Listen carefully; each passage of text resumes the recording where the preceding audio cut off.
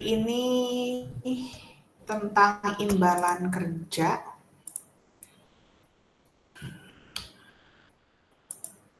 Imbalan kerja ini adalah kewajiban yang harus diberikan oleh pemberi kerja kepada pekerja, ya, bisa berupa cuti berimbalan, pesangon, bonus, tunjangan, pensiunan, dan lain sebagainya. Berdasarkan jenisnya, imbalan kerja ini terdiri dari 3. Ada imbalan kerja jangka pendek. Kalau imbalan jangka kerja pendek ini harus selesai sebelum 12 bulan setelah akhir periode pelaporan saat pekerja memberikan jasa. Berupa apa saja jangka pendek ini? Gaji, ya, bonus, cuti berimbalan, pesangon, termasuk tunjangan hari raya, itu termasuk ke dalam imbalan kerja jangka pendek. Pesangon ini kecuali PHK, ya, karena kalau PHK ada perhitungannya lagi. Yang kedua ada imbalan pasca kerja. Kalau pasca kerja berarti imbalan kerjanya ini yang terhutang setelah pekerja menyelesaikan masa kerjanya. Pensiun, tunjangan hari tua, itu termasuk ke dalam pasca kerja. Ada juga imbalan kerja jangka panjang lainnya. Ini kebalikan daripada imbalan kerja jangka pendek. Biasanya jatuh temponya itu lebih dari 12 bulan setelah akhir periode pelaporan saat pekerja memberikan jasanya. Kondisi di imbalan kerja jangka panjang ini pegawainya masih bekerja. Artinya pemberi kerja harus membayar ketika pekerja itu masih bekerja. Contohnya itu adalah penghargaan. Penghargaannya ini misalnya 10 tahun pengabdian, si pekerja ini akan mendapatkan emas, misalnya. Biasanya berupa itu, ya, emas dalam bentuk koin biasanya. Atau uang, itu juga termasuk.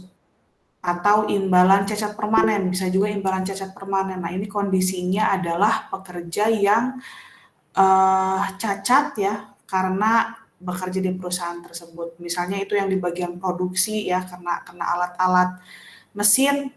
Nah, itu sehingga mengakibatkan si pekerjanya itu mengalami cacat permanen. Maka itu wajib untuk diberikan imbalan kerja jangka panjang. Perlakuan akuntansi untuk imbalan kerja jangka pendek, ya, untuk cuti berimbalan, relatif sederhana karena tidak memerlukan perhitungan aktuaria dan tidak didiskontokan. Apa sih perhitungan aktuaria itu? Perhitungan aktuaria ini adalah perhitungan secara statistika, matematika, ekonomi, dan juga akuntansi. Aktuaria ini merupakan jasa yang diberikan seorang aktuaris. Jadi yang menghitung aktuaria itu adalah namanya aktuaris. Dan tidak didiskontokan.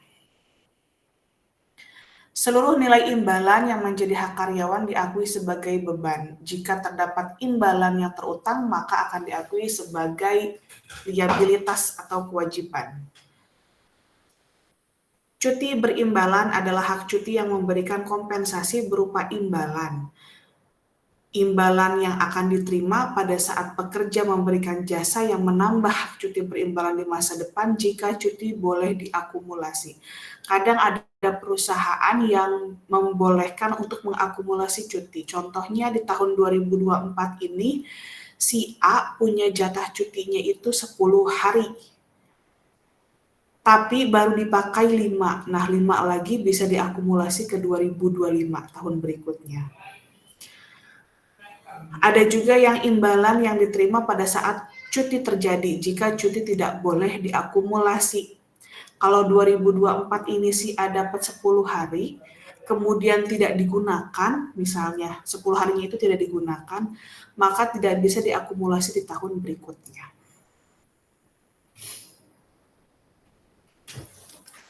Nah, ini untuk perlakuan akuntansi pesangon. Jadi setiap jenis imbalan, ya, itu berbeda perlakuan. Pesangon ini adalah imbalan yang terutang akibat adanya PKK ya, atau pemutusan kontrak kerja. Baik yang berasal dari perusahaan, yang diberhentikan langsung oleh perusahaan, ataupun sukarela dari keputusan karyawan atas tawaran perusahaan. Besarnya uang pesangon dihitung berdasarkan masa kerja. Nah, untuk pengakuan pesangon ini sebagai liabilitas dan juga beban pada saat ketika penawaran atas imbalan tersebut tidak dapat ditarik kembali. Jadi boleh diakui sebagai beban, boleh diakui sebagai kewajiban, ketika penawarannya itu nggak boleh ditarik lagi. Jadi kalau misalkan sudah mengadakan pengumuman siapa yang akan sukarela untuk berhenti dari perusahaan, maka tidak bisa ditarik kembali. Yang kedua, ketika biaya-biaya terkait restrukturisasi telah diakui sesuai PSAK 57.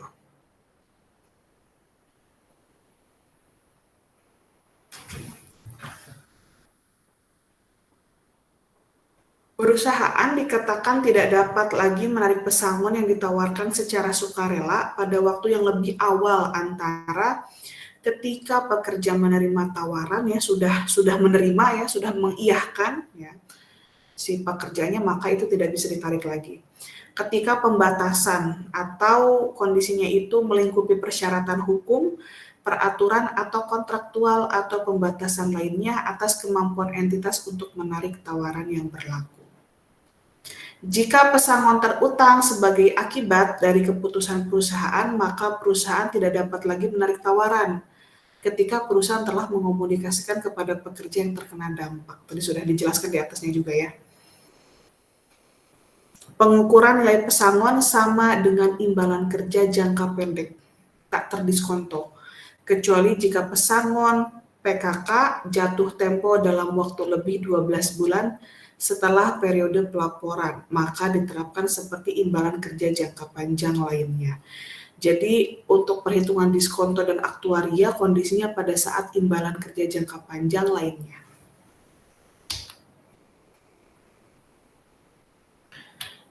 Kita masuk ke imbalan pasca kerja. Di dalam imbalan pasca kerja ini ada dua jenis, ada yang iuran pasti, ada imbalan pasti. Kalau iuran pasti kondisinya adalah pemberi kerja yang bayar iurannya ke dana pensiun sesuai dengan yang ditetapkan. Kemudian si pemberi kerja ini tidak memiliki kewajiban hukum untuk membayar iuran lebih lanjut kalau si dana pensiunnya tidak memiliki aset yang cukup untuk membayar seluruh imbalan kerja kepada si pekerja. Ya, jadi kalau misalnya uang di dana pensiun itu tidak cukup ya, tidak sesuai dengan yang seharusnya dibayarkan, maka itu menjadi risiko dari si pekerja. Sedangkan kalau imbalan pasti sebaliknya. Si pemberi kerja ini bayar ya sesuai dengan yang disepakati. Kalau misalnya di dana pensiun itu tidak ada, dananya maksudnya bukan tidak ada tapi tidak sesuai gitu ya. Tidak sesuai, ada selisih, maka si pemberi kerja ini wajib untuk memenuhi ya, untuk memenuhi kesesuaian jumlah imbalan tadi. Berarti risikonya ada di sisi pemberi kerja. Nah, ini skemanya dari karakteristik imbalan pasca kerja. Di dalam imbalan pasca kerja ini ada 3 hal ya. Ada 3 hal yang penting. Yang pertama pemberi kerja, dana pensiun, dan juga pekerja. Pemberi kerja memberikan sejumlah iuran kepada dana pensiun yang sudah disepakati. Nah, di dana pensiun ini kemudian diinvestasikan ya, dikembangkan lagi dananya agar menjadi lebih banyak, artinya lebih banyak. Di sini kan dana pensiun juga harus mencukupi kewajiban jangka pendeknya ya, bayar karyawan, biaya operasional dan lain-lain. Maka uang dari iuran itu dikembangkan ya, diinvestasikan. Nah, setelah diinvestasikan pada saat pekerja akan berhenti bekerja ya, akan selesai masa kerjanya, maka dana pensiun ini wajib untuk memberikan sejumlah imbalan yang telah disepakati.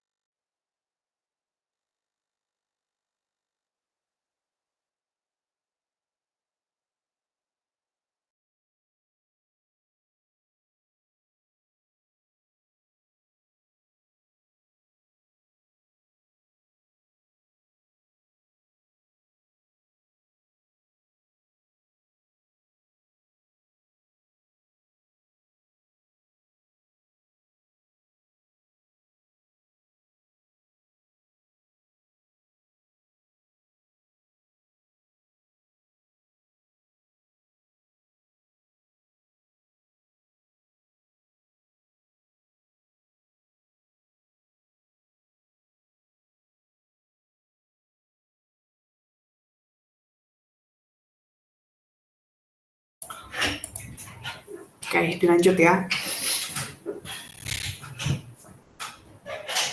Nah, di dalam pasca kerja tadi ada dua ya, ada yang iuran pasti dan imbalan pasti. Ini sebetulnya pengulangan dari yang tadi. Di program iuran pasti, pemberi kerja pasti memberikan iurannya ya ke dana pensiun, kemudian dijadikan sebagai aset program. Nah, berarti ini kondisinya adalah risiko dari si pemberi kerja untuk bayar iuran. Sementara dari sisi pensiunan, dia kondisinya tidak pasti. Kenapa? Karena kalau misalnya si aset programnya itu kurang ya, si aset programnya itu tidak cukup, maka si pemberi kerja tidak bisa mencukupi ya, tidak bisa menutup kekurangannya. Sehingga itu menjadi risiko dari pekerja. Sedangkan untuk yang di imbalan pasti, kondisinya sebaliknya, tidak pasti.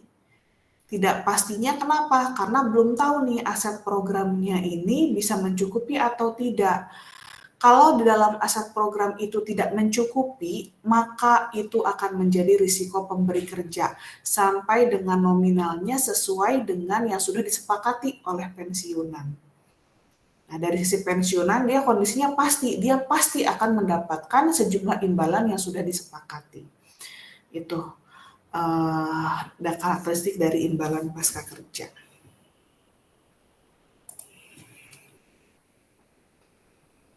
Nah, di dalam imbalan pasca kerja ini ada dua ya, ada dana pensiun pemberi kerja, ini untuk yang dana pensiun. Ada pensiun dari lembaga keuangan. Kalau DPPK ini dana pensiunnya didirikan oleh pemberi kerja ya untuk menyelenggarakan imbalan pasti atau iuran pasti. Pesertanya ini adalah hanya karyawan pada perusahaan pendiri atau mitra pendiri. Jadi dia bikin lembaga sendiri gitu ya. Bukan lembaga tapi membuat dana sendiri gitu ya untuk pekerja-pekerjanya. Sementara kalau DPLK ini pakai perantara, pakai lembaga keuangan, bisa perusahaan asuransi jiwa ya, bisa juga BPJS ya, BPJS ini termasuk dalam DPLK. Kalau pensiunan itu Taspen ya, dikelolanya sama bank daerah. Kalau dana pensiunan ini dibentuk oleh bank atau perusahaan asuransi jiwa untuk menyelenggarakan program pensiun iuran pasti bagi perorangan, baik karyawan maupun pekerja mandiri. Peserta terdiri dari karyawan dari berbagai perusahaan atau multi pemberi kerja ataupun perorangan.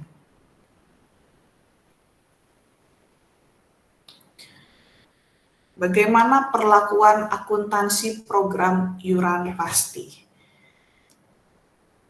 Pemberi kerja ini akan membayarkan iuran setiap bulannya ketika si pekerja ini sudah memberikan jasanya.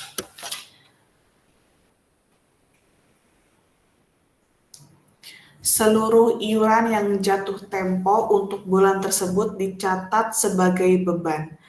kecuali jika dapat dicatat sebagai perolehan aset. Jika perusahaan telah membayar seluruh iuran yang jatuh tempo untuk bulan tersebut, maka tidak ada liabilitas. Tapi kalau kondisinya baru bayar sebagian atau belum sama sekali, maka diakuinya sebagai kewajiban atau liabilitas. Saya kelewat nih ngejelasin ya. Oke, kita masuk dulu case ya.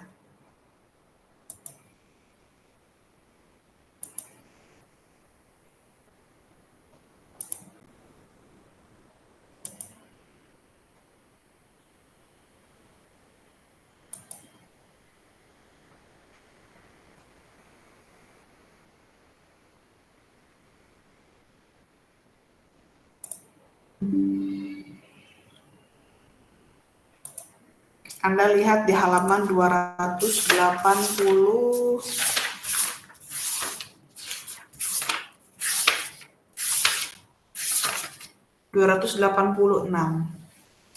PT Hari Tua memiliki 20 orang karyawan, di mana setiap karyawan berhak atas 6 hari cuti berimbalan dalam 1 tahun.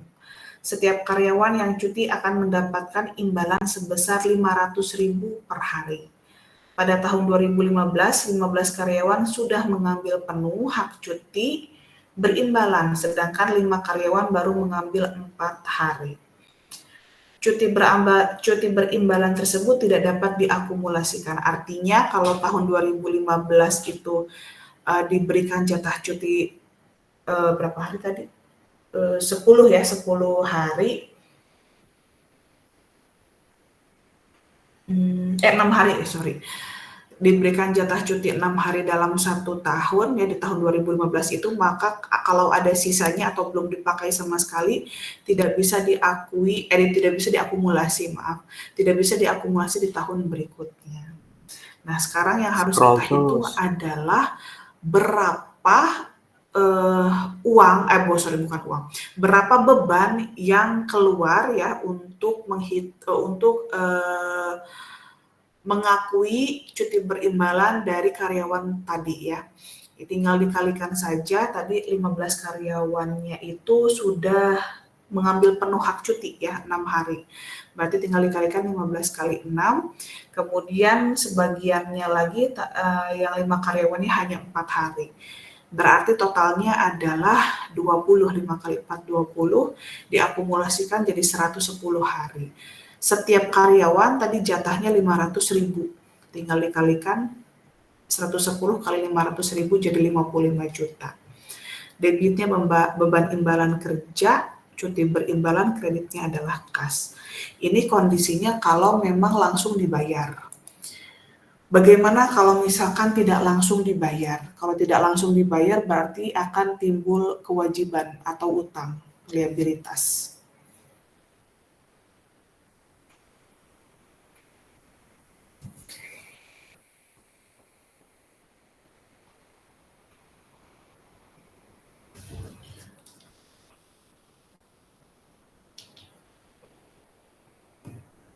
Kita masuk ke bagi laba dan juga bonus. PT Hari Tua memiliki kebiasaan untuk membagi bonus kepada karyawan tiap tahun. Bonus tersebut biasanya dihitung sebesar 2% dari laba bersih. Bonus atas suatu tahun ditetapkan pada RUPS dalam rangka pengesahan laporan keuangan. RUPS dilakukan 4 bulan setelah tanggal pelaporan, yaitu bulan April tahun berikutnya. Perakiraan laba bersih tahun 2015 adalah 100 miliar. Nah, ini kondisinya RUPS-nya itu baru bulan April tahun berikutnya. Sementara untuk pembagian bonus menunggu ketetapan dari RUPS. Berarti tidak langsung dibayarkan di tahun 2015 itu, maka akan timbul liabilitas atau utang. Maka tinggal dihitung saja 2%-nya dari laba bersih 2015. 100 miliar dikalikan dengan 2%, hasilnya adalah 2 miliar. Debitnya beban imbalan kerja, kreditnya adalah bonus. Beban imbalan kerja bonus, kreditnya adalah beban yang masih harus dibayar bonus ya. 2 miliar. Itu di tahun 2015. Kalau misalnya di 2016 itu sudah dibayarkan ya di bulan April tadi, berarti harus disaling hapuskan atau dinihilkan. Beban yang masih harus dibayar harus dihapuskan, yang tadinya disimpan di sisi kredit, disimpan di sisi debit. Kreditnya adalah kas 2 miliar. Kalau di situ nggak ada ya, untuk yang 2016-nya.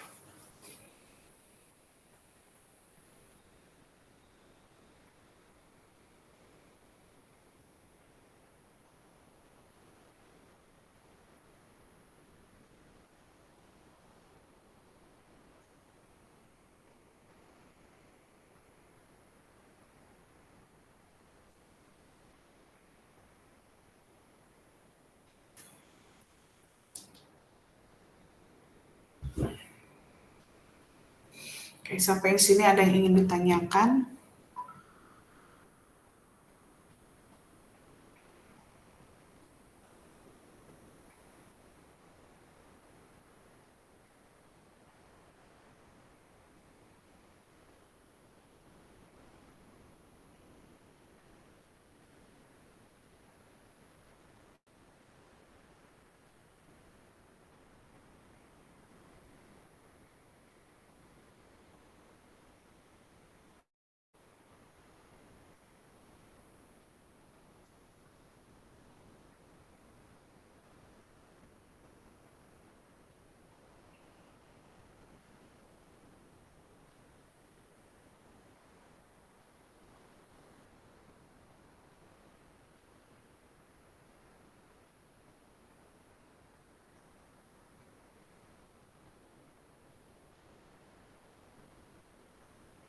Oke, saya masuk ke pesangon.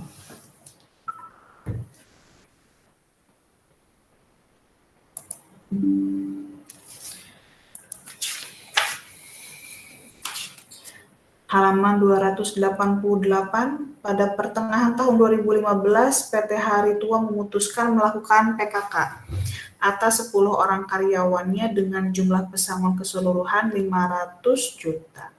Selain itu, PT Hari Tua juga menawarkan kepada 5 karyawan lainnya untuk berhenti secara sukarela.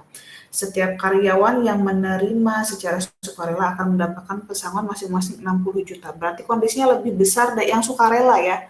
Karena yang diberhentikan itu untuk 10 orang dapatnya 500 juta, berarti masing-masing 50 juta. PKK direncanakan efektif dilakukan awal tahun 2016. PT Hari Tua tidak mungkin lagi membatalkan penawaran. Nah, berarti kalau tidak mungkin membatalkan penawaran, maka bisa diakui, ya, bisa diukur.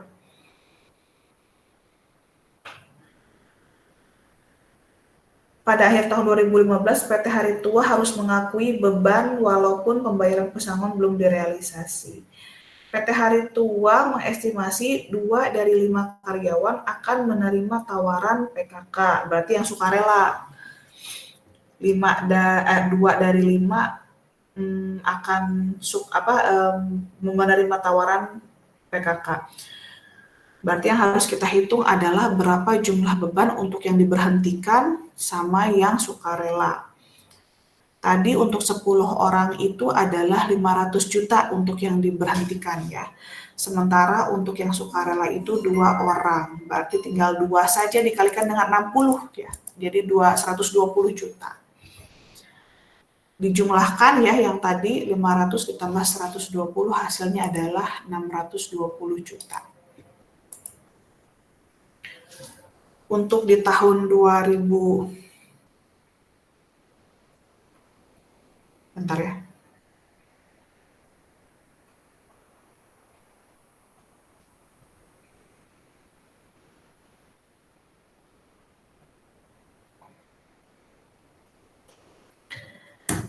Untuk yang di 2015 berarti kondisinya itu kan belum terjadi, maka Debitnya adalah beban imbalan kerja, pesangon, kreditnya adalah provisi sesuai dengan jumlah pesangon.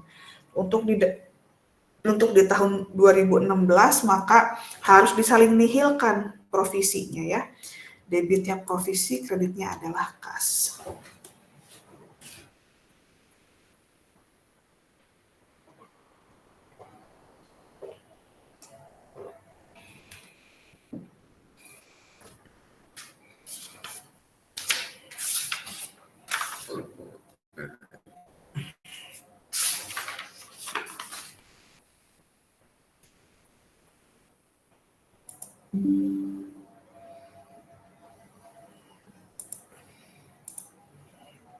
Nah, untuk yang iuran pasti,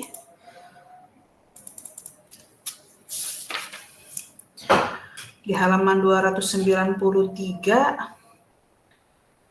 iuran pensiun yang harus dibayar oleh PT Hari Tua untuk bulan Juni 2015 adalah 15 juta. Kalau misalnya kondisinya dibayarkan semua di tahun yang sama, ya di 2015, maka akan timbul kas ya. Debitnya beban, kreditnya adalah kas. Sedangkan kalau kondisinya misalnya baru dibayar sebagian, ya baru dibayar 10 juta, di sini kondisinya debitnya adalah beban, kreditnya adalah kas dan juga liabilitas. Nilai kas sesuai dengan nilai wajar ya, nilai yang dibayar. Oke, kita masuk ke NKKIP dan NWAP.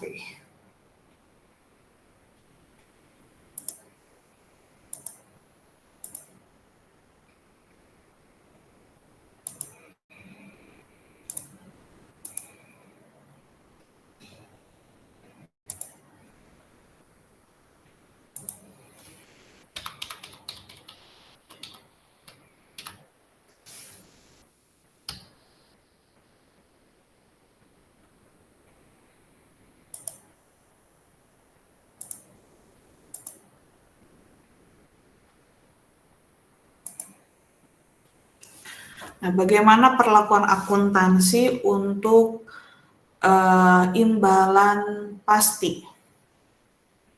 Untuk mengukur imbalan pasti harus ada asumsi aktuaria tadi ya, yang sudah saya jelaskan di awal. Untuk mengukur liabilitas dan beban yang harus diakui serta kemungkinan menimbulkan keuntungan dan juga kerugian aktuarial. Kenapa? Karena perhitungan aktuaria dengan perhitungan ataupun nilai tercatat di perusahaan itu nilainya akan berbeda. Nah, kondisinya ini akan menimbulkan keuntungan dan juga kerugian aktuaria. Untuk perlakuan kewajiban imbalan pasti ya, imbalan pasti ini adalah imbalan yang akan dibayarkan di masa depan atas jasa pekerja periode berjalan dan periode lalu. Diukurnya pada tanggal pelaporan sebesar present value menggunakan tingkat diskonto, disebut dengan NKKIP. Sedangkan aset program ya, perlakuannya aset program ini adalah dana yang disediakan untuk membayar kewajiban imbalan pasti. Dikelolanya harus terpisah dari dana pensiun. Diukur pada tanggal pelaporan sebesar fair value disebut dengan NWAP. NKKIP dan NWAP. Nah, apa saja sih faktor-faktor yang mempengaruhi NKKIP? Ada biaya jasa, lalu nanti Anda tinggal baca aja ya. Saya definisinya saya skip. Ada biaya bunga, ada pengukuran kembali. Nah, mungkin saya akan menjelaskan tentang pengukuran kembali. Pengukuran kembali ini timbul karena adanya aktuaria tadi. Perhitungan aktuaria dengan perhitungan ataupun nilai tercatat di perusahaan itu akan berbeda, yang pada akhirnya harus disesuaikan, harus ada penyesuaian. Nah, NKKIP ini harus ditelaah secara periodik ya, sehingga asumsi yang digunakan dapat mengalami perubahan setiap periodenya. NKKIP yang diakui adalah aktuaria terkini. Apabila nilai tercatat NKKIP lebih rendah, ini kondisinya kalau nilai tercatat ini adalah yang di perusahaan ya. Nilai tercatat NKKIP perusahaan, bukan nilai dari aktuaria ya. Apabila nilai tercatat NKKIP lebih rendah, maka dinaikkan menjadi nilai aktuaria terkini. Nah, peningkatan ini akan menimbulkan kerugian aktuaria. Sebaliknya, kalau ada penurunan, maka diakui sebagai keuntungan. Ada juga imbalan yang dibayar. Imbalan yang dibayar ini adalah kalau NKKIP-nya berkurang, ya, kalau kondisinya kan dibayar nih, maka NKKIP akan berkurang yang dananya ini diambil dari aset program. Nah, kalau NKKIP-nya ini berkurang, tadi kan yang namanya NKKIP diambil dari aset program, maka NWAP-nya juga ikut berkurang.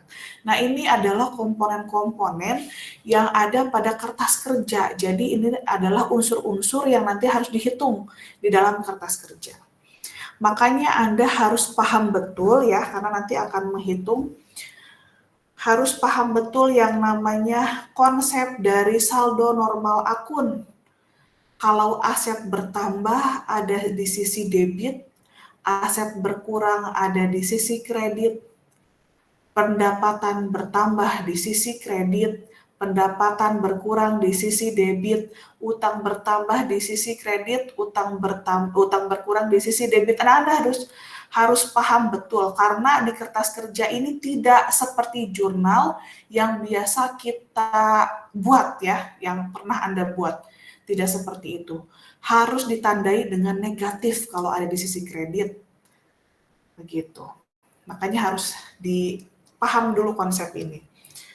Yang kedua, konsep yang harus dipahami adalah apa saja atau faktor-faktor apa saja yang mempengaruhi NKKIP tadi.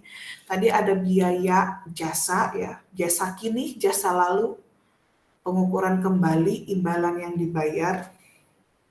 Ya, kita lihat lagi. Ini juga sama, unsur-unsurnya nanti akan muncul di kertas kerja. Sedangkan untuk yang mempengaruhi NWAP,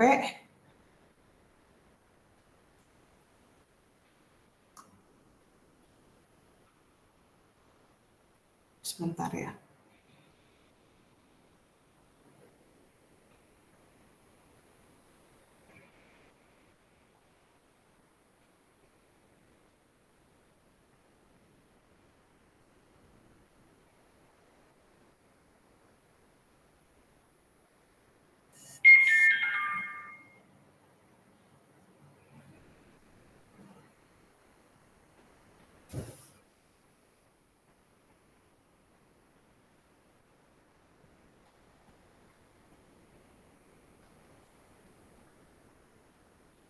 Bentar dulu ya.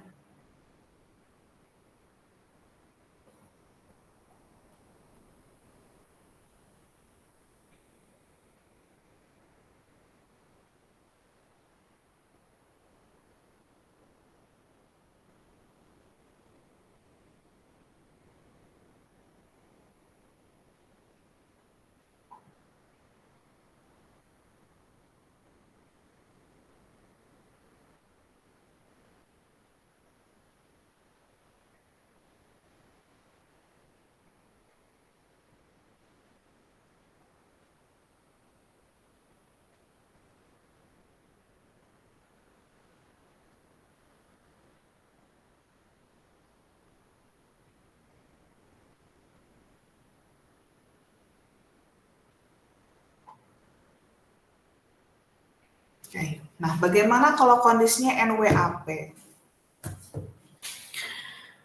Kalau NWAP yang mempengaruhinya adalah pendapatan bunga.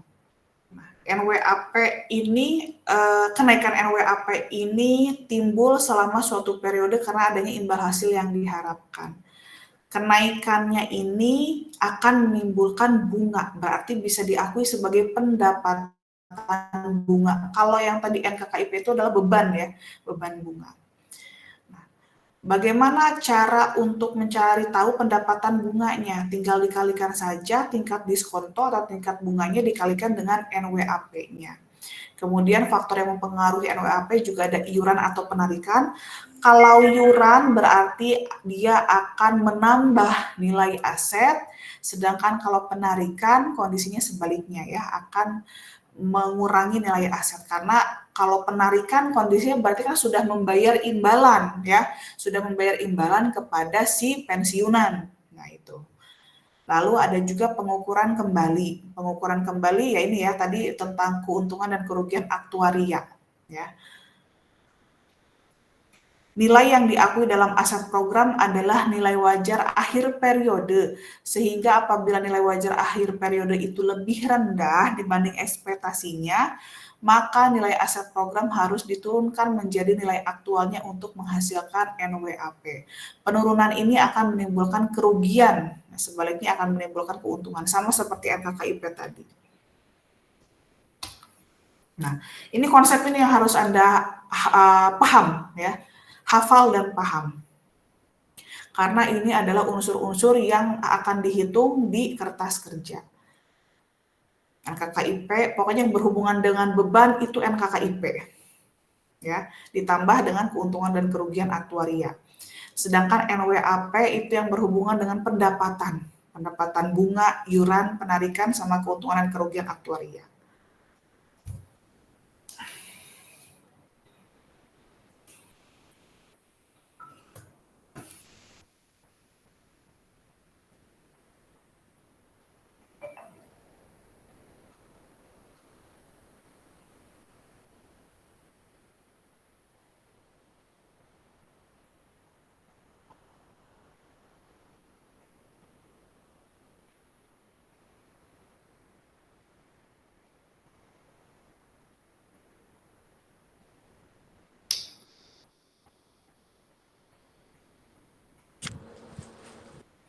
Nah,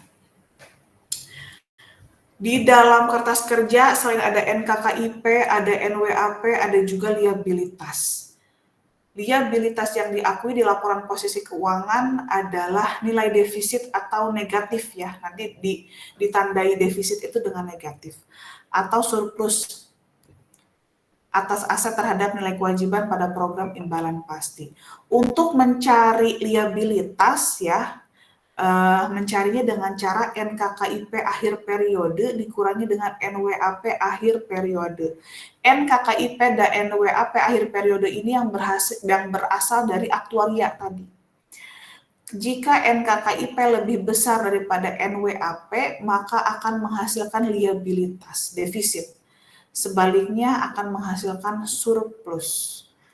Jika mengalami surplus, maka nilai aset yang diakui di laporan posisi keuangan adalah terendah antara nilai surplus atau batas aset. Nanti ini lebih enaknya kalau kita sambil praktek hitungannya. Sementara untuk beban yang diakui, ya, ini dari biaya ya, dari yang NKKIP tadi ya, ada jasa kini, jasa lalu, keuntungan atau kerugian atas penyelesaian, ditambah atau dikurang beban atau pendapatan bunga bersih. Nilai dalam kertas kerja positif berarti saldonya debit, saldo kredit ditulis negatif.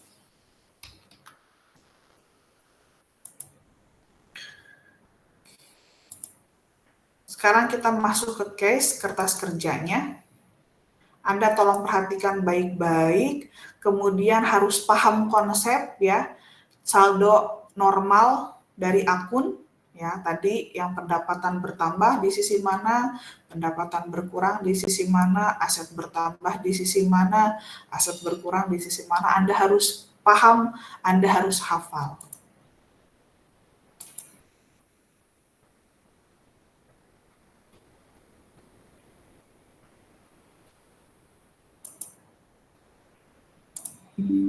Kita masuk ke kertas kerja. Oke.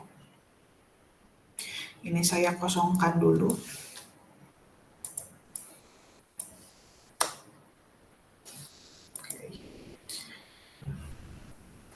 Lihat di halaman 300 ya.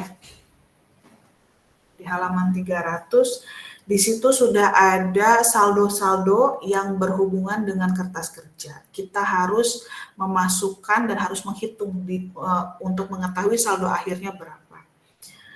Nilai kini NKKIP ya. NKKIP awalnya itu adalah 2015 itu 100 juta. Lihat di sini ada kolom-kolom ya, ada kolom-kolom. Kolom-kolom ini sesuai dengan apa yang ada di informasi di halaman 300 tadi ya. Di sini ada kolom jurnal umum dan juga memo. Jurnal umum ini meliputi beban, kas, penghasilan komprehensif lain dan juga liabilitas. Sedangkan memo khusus untuk NKKIP dan NWAP saja. Nah, kita mengetahui tadi saldo awal untuk NKKIP itu 100 juta.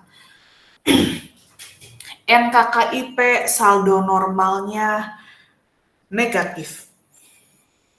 Karena saldo normalnya itu ada di kredit, ya. Tadi kan kalau yang negatif, kalau yang kredit berarti negatif. Saldo normal NKKIP kondisinya adalah kredit, berarti harus ditulis negatif. Sementara saldo NWAP itu debit saldo normalnya. Maka kondisinya ya sudah positif, ya. Debit positif, kredit negatif. Nah, itu poinnya ya. Kita masukkan tadi NKKIP-nya 100 juta. Kondisinya negatif. NWAP kondisinya positif.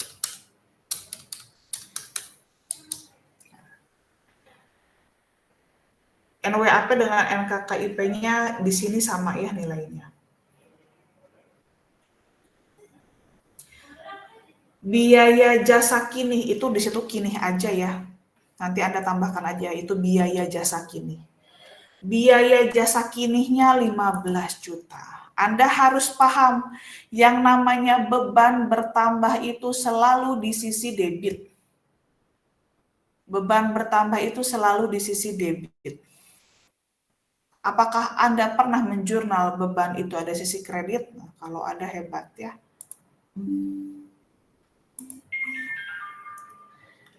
Nah, di sini biaya jasa kini tadi 15 juta. Nah, Anda lihat lagi di halaman berapa tadi? 296 faktor-faktor yang mempengaruhi nilai NKKIP dan NWAP. Lihat di situ ada gambar. Yang masuk NKKIP itu apa saja? Ada jasa, ya, jasa kini, jasa lalu, keuntungan atau kerugian penyelesaian, ada biaya bunga, ada remeasurement atau pengukuran kembali. Berarti biaya jasa kini akan mengurangi nilai NKKIP di sisi kredit. Berarti kondisinya negatif. Ya. Informasi lainnya tingkat diskontonya 10%. Lihat kalau yang berhubungan dengan persentase bunga diskonto, lihat masuknya mana.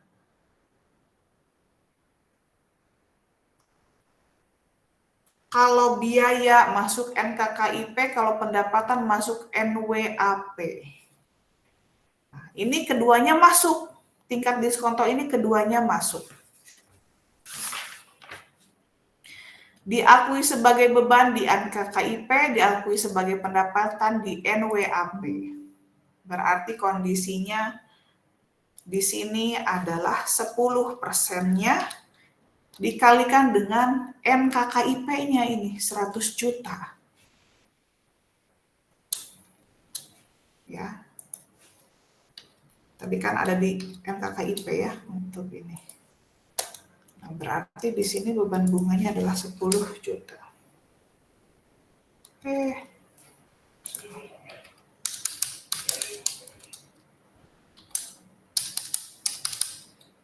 Nah, untuk pendapatan bunganya, nah ini berhubungan dengan NWAP. Berarti 10%-nya dikali dengan NWAP awal. Nah, ini akan menambah apa nih? Berarti akan yang namanya pendapatan bertambah ada di sisi kredit, maka ditulisnya harus negatif.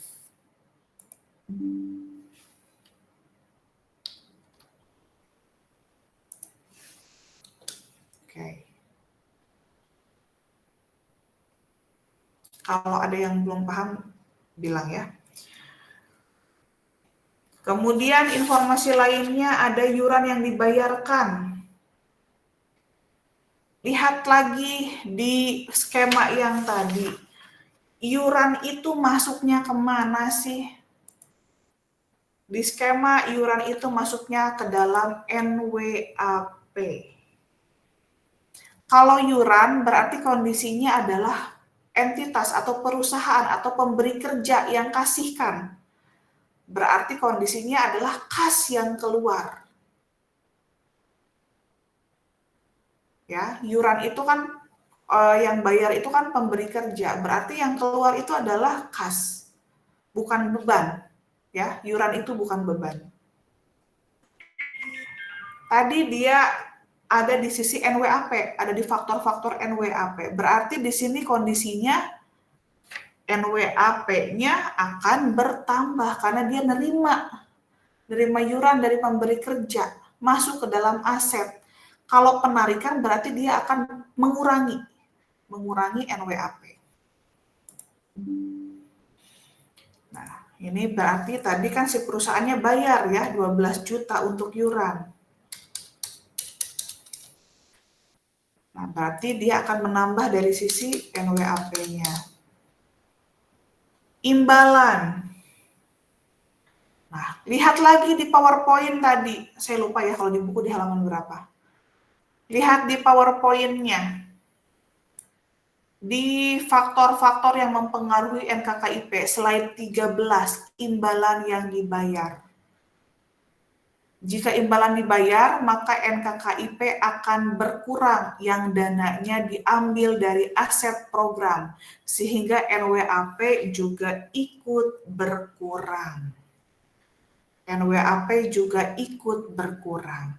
Saldo normal NWAP adalah debit. Kalau berkurang berarti kondisinya menjadi kredit, negatif. Ya. Berarti kondisinya di sisi mana sih imbalan ini? Ada di sisi NKKIP, ya. Saldo normalnya tadi NKKIP itu negatif, berarti kalau imbalan yang keluar berarti kondisinya menjadi debit. Ini berarti negatif, keluar imbalan ya, dikeluarkan.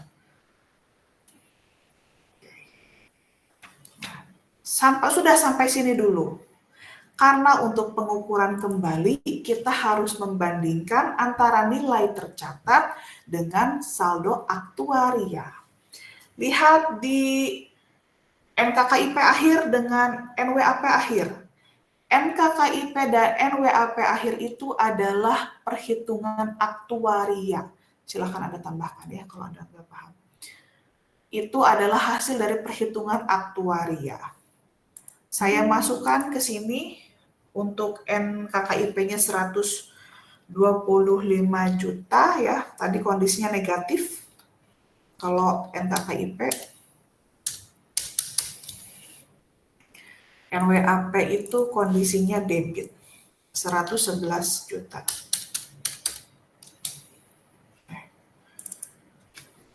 Oke. Nah, nilai tercatat ini dari mana sih ya yang ini? Nah, ini didapat dari penjumlahan di kolom NKKIP dan juga penjumlahan di kolom NWAP. Hasilnya adalah ini.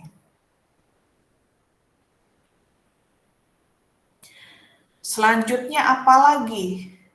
Kita harus menghitung liabilitas. Ya. Bagaimana cara menghitung liabilitas? Tadi lihat Anda di PowerPoint.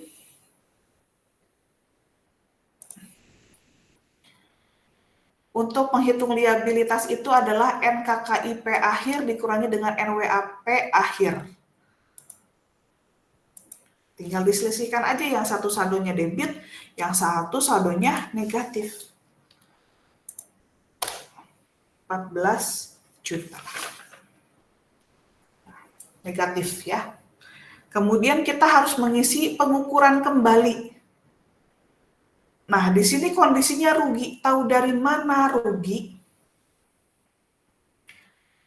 Lihat di nilai tercatat. Kita harus membandingkan nilai tercatat dengan NKKIP-nya. Kalau kondisinya NKKIP lebih besar dari nilai tercatat, maka dia menjadi positif. Ya, berarti kondisinya adalah Kondisinya adalah rugi. Loh, kenapa ya? Kok positif rugi? Sejak kapan yang namanya rugi itu ada di sisi kredit? Rugi itu di mana-mana di sisi debit disimpannya. Ya, jadi diselisihkan, dibandingkan. Nilai tercatat lebih kecil daripada NKKIP, maka harus dinaikkan. Kalau dinaikkan berarti kondisinya akan jadi rugi aktuaria.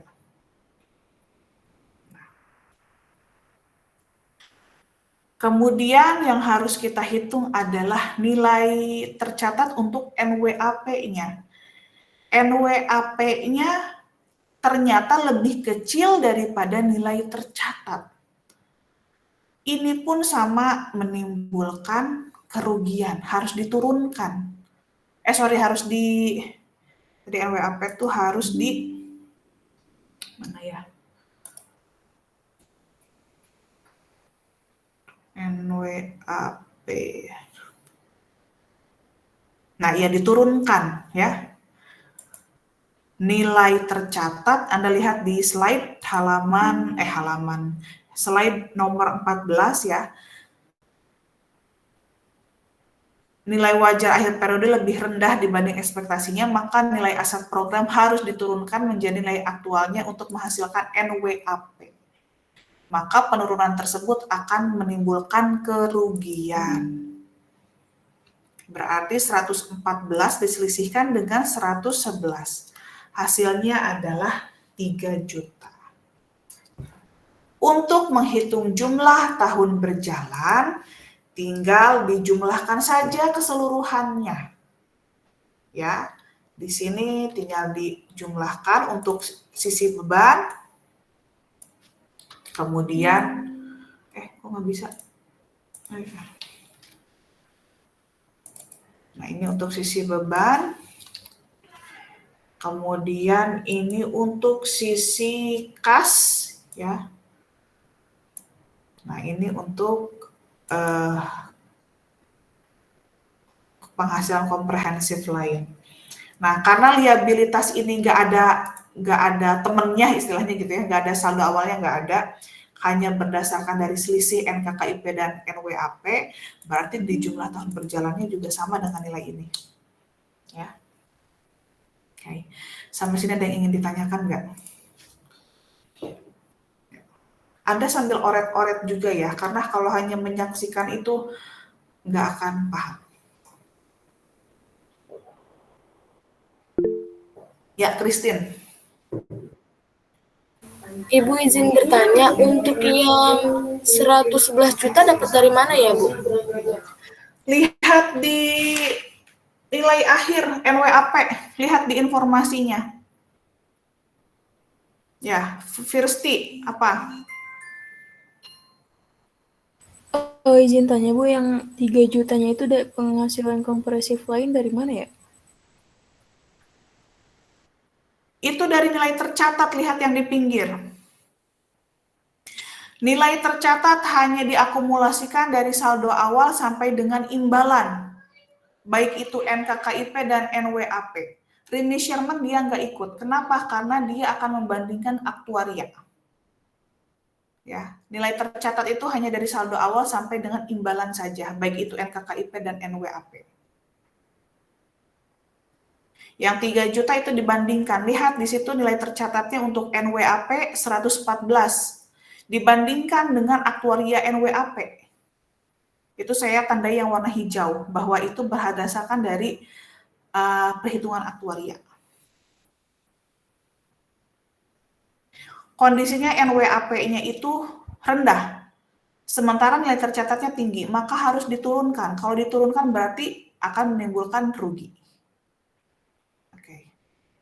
Sampai sini ada yang ingin ditanyakan lagi? Anda sambil lihat, jadi sambil mengerjakan itu lihat PowerPoint-nya ya, karena di situ ketentuannya, rules-nya itu ada gitu. Oke, ada yang ingin ditanyakan lagi? Ibu mau nanya. Berarti kalau misalnya laba di pengukuran kembalinya tulisnya laba aktuaria NKKIP gitu ya, Bu? Tulisnya laba.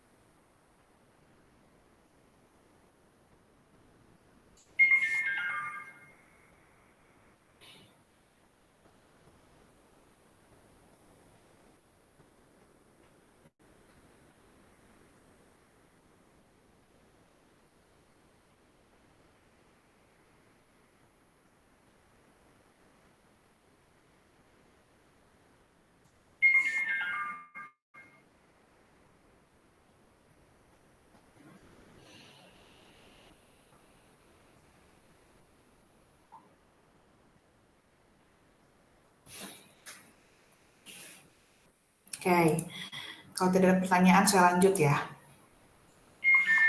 Nah, ini kalau kondisinya adalah rugi.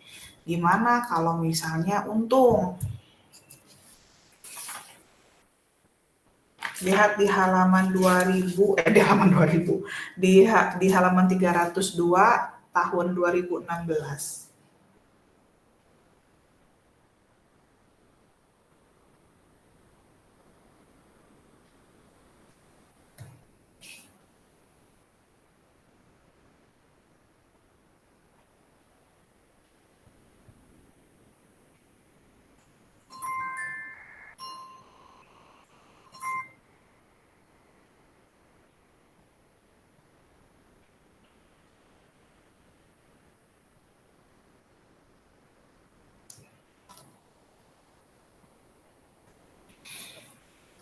Masih bikin kertas kerja juga ya.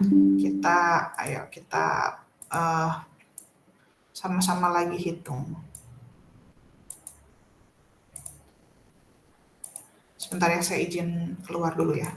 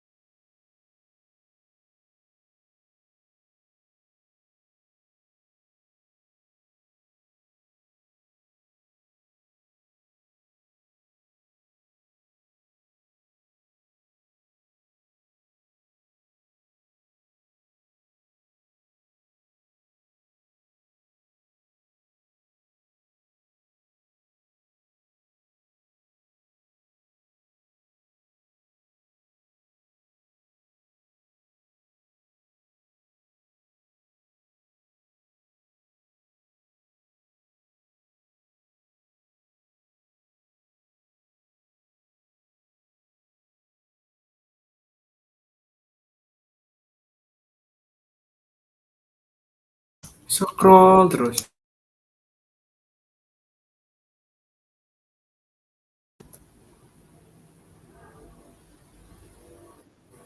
Oi. Iya ya. Isinya untung. NKKIP-nya 125 juta awal ya. Kondisi NKKIP selalu bersaldo negatif. NWAP-nya 111. Saya lupa ngasih tahu. Itu di buku tuh salah angka ya. Yang di kertas kerja yang tadi ya, yang tahun 2015. Lihat di situ biaya bunganya itu 1 juta, harusnya 10 juta. Ya, diperbaiki aja. Takutnya nanti Anda acuannya ke situ malah jadi pusing sendiri, padahal memang salah cetak.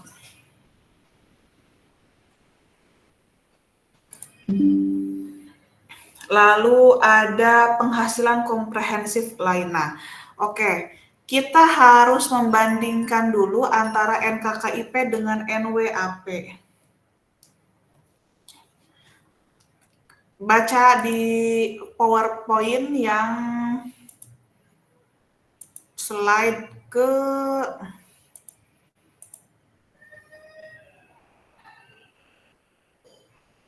bentar, mana ya?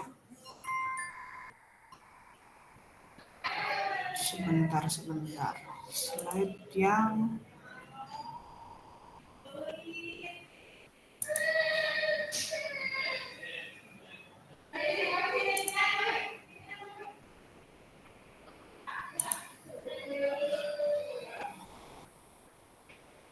mana ya? Saya jadi lupa nih. Oh, ini.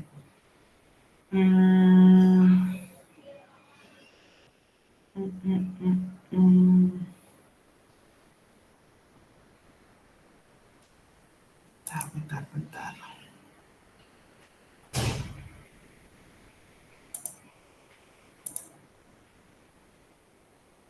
Oh, oke lah, udah saya jelasin aja ya.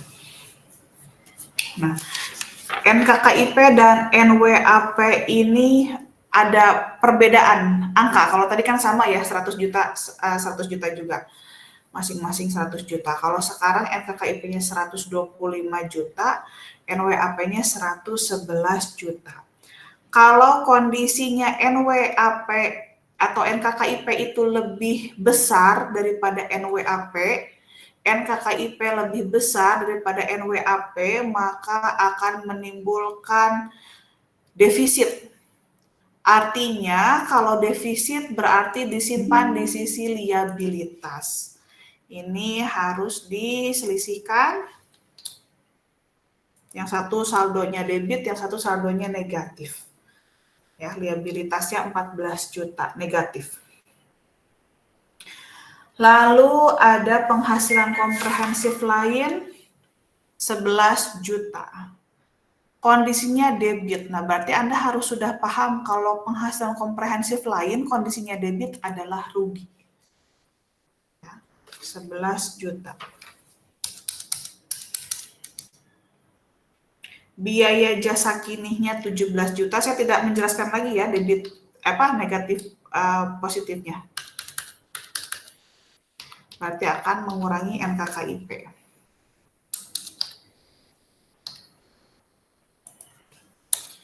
Biaya bunga 11%.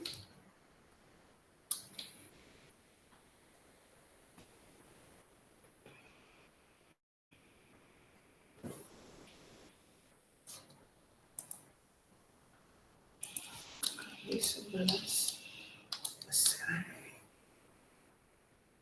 13.750.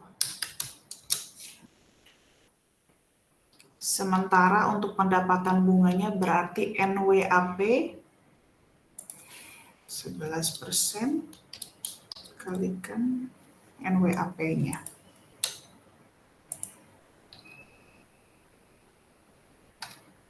Pendapatan bertambah selalu negatif ya, di kredit. iurannya 13 juta, berarti akan menambah NWAP dan akan mengurangi kas. NWAP, mana iurannya 13 juta.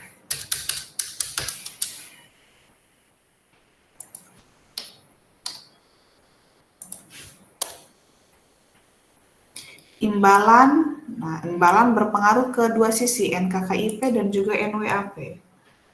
Imbalannya 10 juta. Kondisinya adalah di sini positif, ininya negatif. Nah, ini sudah dihitung ya nilai tercatatnya itu ketika diakumulasikan nilainya. Nah, ini ya. Sementara untuk NKKIP dari sisi perhitungan aktuaria hasilnya 139.750 disimpan negatif ya. Saldonya selalu negatif. Ininya 138.300. Liabilitas tinggal diselisihkan saja 1.450.000. Ya, kita baru remeasurement sekarang, pengukuran kembali. Tadi kan kondisinya kalau yang ini NKKIP lebih besar dari nilai tercatat maka rugi. NWAP lebih kecil dari nilai tercatat maka rugi. Ini kondisinya adalah laba karena nilai tercatat lebih besar daripada NKKIP. Berarti akan masuk ke dalam penghasilan komprehensif lain di sisi kredit ya sebagai keuntungan. 145 6 juta, berarti di sisi NKKIP-nya debit ya 6 juta. Untuk NWAP-nya juga kondisinya adalah kredit. Ya ampun, salah.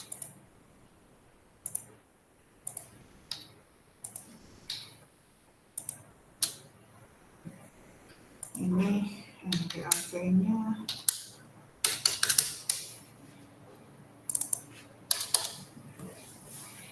Oke, sampai sini berarti kita tinggal menjumlahkan total keseluruhan dari beban.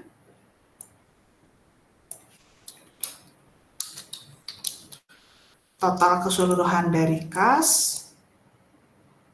Nah, untuk penghasilan komprehensif lain ada perbedaan. Kenapa? Karena di penghasilan komprehensif lain ini ada saldo awal. Yang harus kita jumlahkan adalah yang pertama, ini dulu nih, pada saat remeasurement NKKIP dan NWAP. Ini yang kita jumlahkan, hasilnya adalah 18.090.000. Sementara untuk di saldo akhirnya berarti tinggal dikurang saja. Yang satu positif, yang satu negatif. Hasilnya adalah 7.090.000.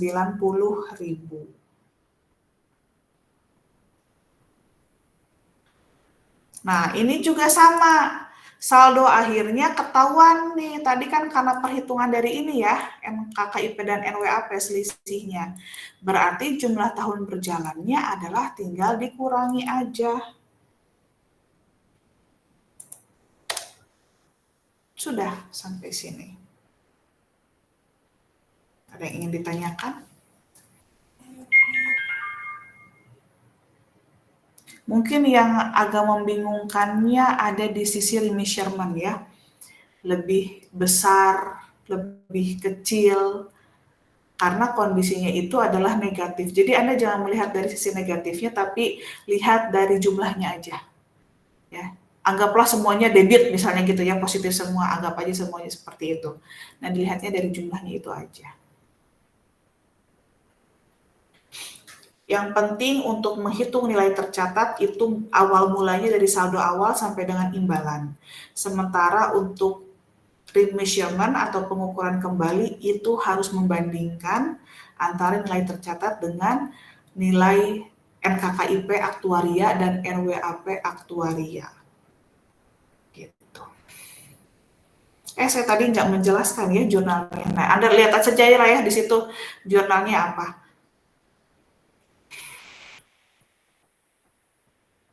Kalau tadi rugi berarti kondisinya penghasilan komprehensif lainnya ada di sisi debit.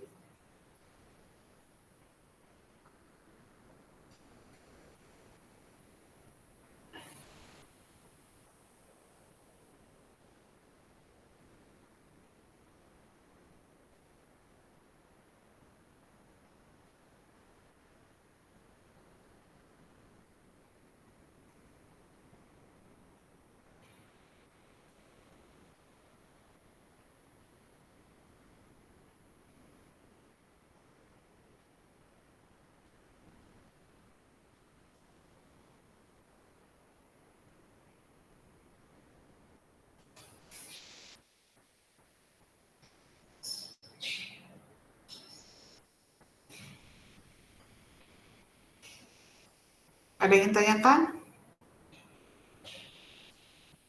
Saya anggap paham ya, kalau tidak ada yang ditanyakan.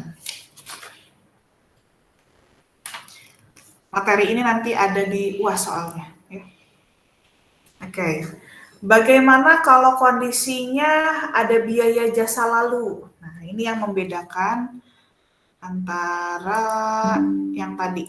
Nah, saya tidak bikin lagi kertas kerja ya, karena perhitungannya sama ya, perhitungannya sama, murni sama. Hanya saja pada saat biaya jasa lalu ini ada keterangan biaya jasa lalu, maka dia harus diakumulasikan dengan saldo awal di NKKIP. Ada lihat di sini. Itu informasinya semua sama ya. Perbedaannya hanya di biaya jasa lalu aja. Ini tinggal dijumlahkan ya NKKIP saldo awal dengan biaya jasa lalu. Hasilnya 199.750. Nah, lalu bagaimana untuk menghitung nilai tercatatnya? Kan kalau tadi dihitungnya benar-benar dari atas ya, dari saldo awal sampai dengan iuran dan juga imbalan. Nah, kalau di sini kalau ada biaya jasa lalu berarti dihitungnya dari saldo awal disesuaikan. Makanya saya kasih tanda di sini untuk saldo awal disesuaikan ini adalah batas. Ya, batas untuk menghitung nilai tercatat dan juga menjadi pembeda. Ya, menjadi pembeda. Nanti ini diturunkan dulu ya. Diturunkan dulu saldonya. Nah, ini perhitungannya ya. Dari mulai saldo awal disesuaikan sampai dengan imbalan. Ini juga sama.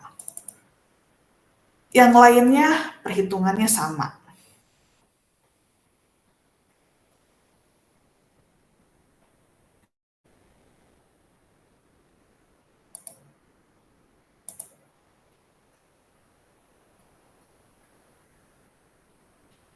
Kalau untuk melihat debit kredit di jurnal dilihat dari apa? Ya lihat saja dari posisi kredit, dari posisi negatif. Ya, dari posisi negatifnya aja dilihat. Negatif atau positifnya. Oke, ada yang ingin tanyakan? Silakan Anda lihat dulu.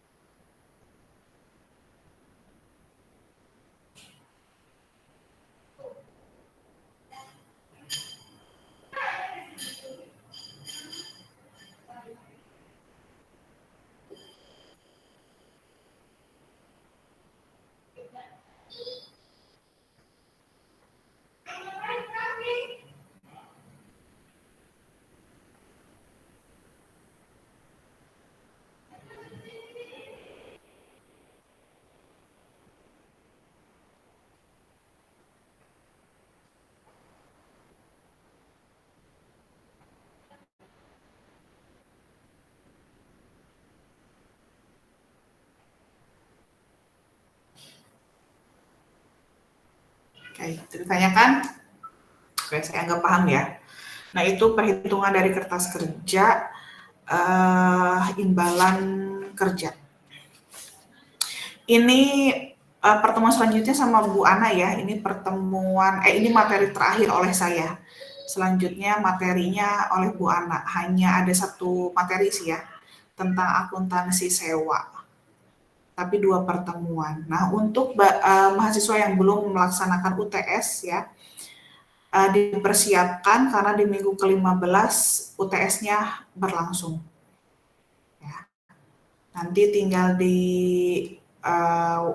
dilengkapi saja ya, yang kemarin saya sudah bilang ya persyaratannya apa aja untuk mengikuti UTS.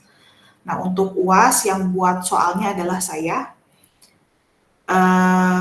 nanti sama saya dikasih kisi-kisinya di grup. Setelah pertemuan 14 selesai, karena pertemuan 15 free ya, Anda silahkan mengerjakan praktikum aja. Praktikumnya dikerjakan, jangan sampai lalai, karena nilainya lebih besar praktikum daripada UTS dan UAS. Ya. Oke, tidak ditanyakan ya, saya mau presensi. Iya, Intan. Ibu mau nanya, kalau misalnya di kertas kerjanya itu ada kata-kata batas atas aset, berarti perhitungannya bagaimana? Yang mana?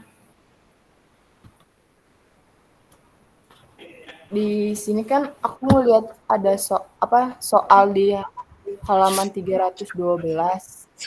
Nah, di situ ada namanya batas atas aset. 313. 313. Batas nomor berapa ya? Oh, batas Soal 19.4. Coba lihat PowerPoint-nya. Tadi batas atas aset itu di bagaimanakan? Coba lihat di PowerPoint ada. Batas aset itu kondisinya surplus.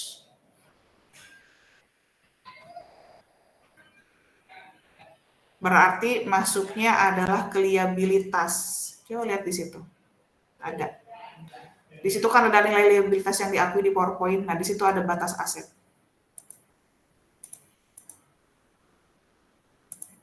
Berarti masuknya liabilitas ya.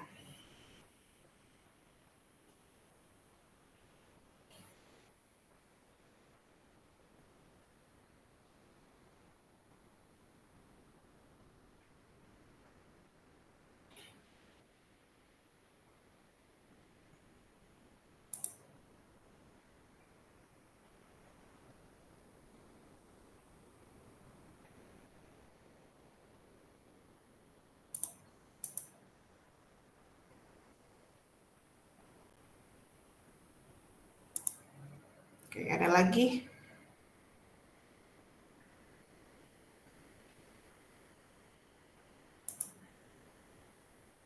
Kita ke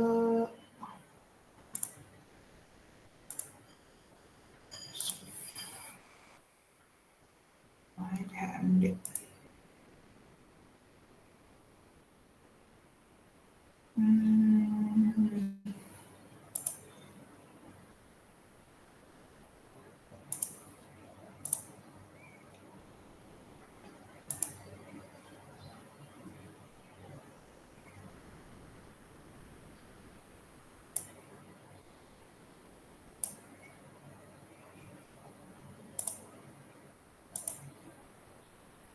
Kelas C.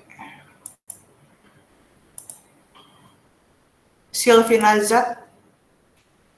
Hadir, Ibu. Ira Herni. Nggak ada. Hadir, Bu. Ira Herni.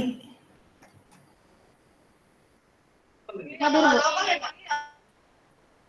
Aditya. Hadir, Bu.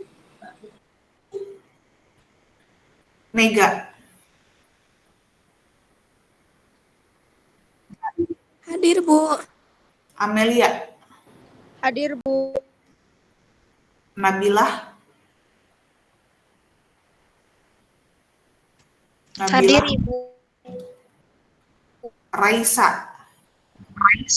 Hadir. Abdul Malik. Hadir, Bu. Eka. Hadir, Bu. Cantika. Hadir Ibu. Milati. Hadir, Bu. Abdul Aziz. Hadir, Ibu. Zahra. Hadir, Bu. Lia. Hadir, Bu. Christine. Christine. Mana Christine? Tadi ada Hadir, Christine Bu. lagi. Fatullah. Hadir, Bu. Freddy. Hadir, Bu. Kelas D. Bunga.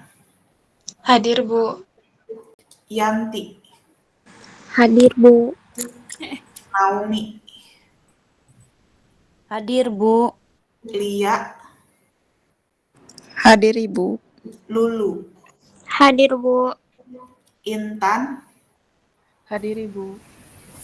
Mutiara. Mutiara. Gak ada Mutiara. Mutiara hadir. Ariyanti. Hadir Bu. Zahra. Hadir Ibu. Elin. Hadir, Bu. Zahrotu. Hadir Bu. Apriliando. Hadir, Bu. Roni. Hadir, Bu. Laya. Hadir, Bu. Nisrina. Hadir, Ibu. Vinka. Hadir Bu. Devi Dwi. Hadir Bu. Melinda. Hadir, Ibu. Nanda. Hadir Ibu. Erianda. Hadir Ibu. Dona. Dona. Gak ada.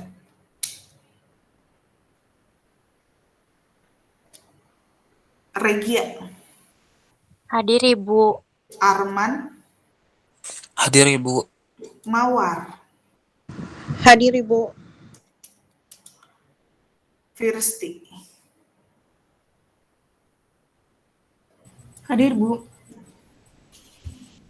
Oke, kelas A.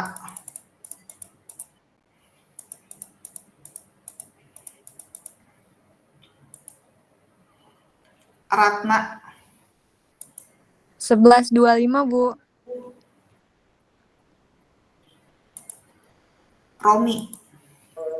10.13, Bu. Sadiatul. 10.87 Bu. Irfana. 10.48, Bu. Deden. 1151, Bu.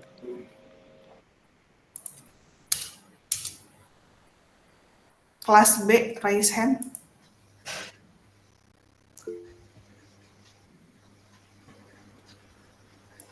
Dewi. 11.29, Bu. Irma. 10.28, Bu. Ukung. 11.28, Bu. Hana. 10.52 Ibu. Rizna Amalia. 11.31 Bu.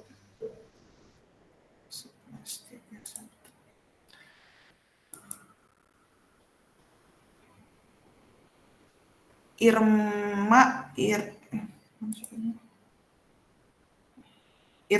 udah ya, Irma tadi. Turunkan. Irfana bukannya tadi udah ya? Kelas A kan? Bulan. 1161, Bu. 1161. Oke, sudah ya? Selesai. Oke, ada yang ingin tanyakan lagi? Kalau tidak ada yang ditanyakan, saya akhiri ya. Terima kasih. Minggu berikutnya dilanjutkan oleh Bu Ana ya, karena saya cuti. Jangan lupa kerjakan praktikum, kisi-kisi UAS nanti akan saya kirim, dan juga kisi-kisi bagi yang belum UTS ya, dan juga lengkapi kelengkapannya. Bagi yang sakit, sertakan surat sakit. Bagi yang bekerja bentrok, sertakan surat bekerjanya. Terima kasih, saya akhiri. Assalamualaikum warahmatullahi wabarakatuh. Waalaikumsalam. Waalaikumsalam warahmatullahi wabarakatuh.